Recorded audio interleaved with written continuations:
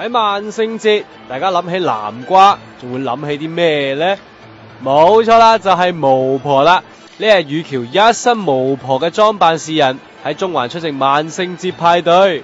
但係橫睇掂睇，你都係一個靚嘅巫婆，唔係一個醜嘅巫婆喎，一啲都唔恐怖。點解唔扮恐怖啲啊？驚，因為我細個咧遇過好多啲靈異事件噶，所以大個咗之後咧就唔敢扮得太恐怖，我驚嚇親自己。即係你自己有啲鬼眼嗰啲啊？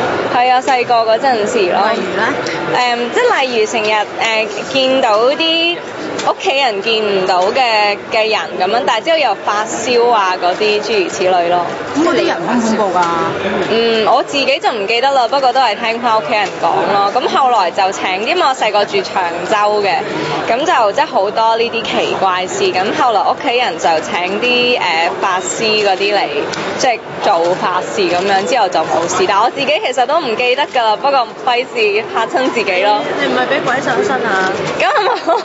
咁我諗冇去到咁勁嘅，係好多細路仔都有呢啲嘅，不過聽啲大人講。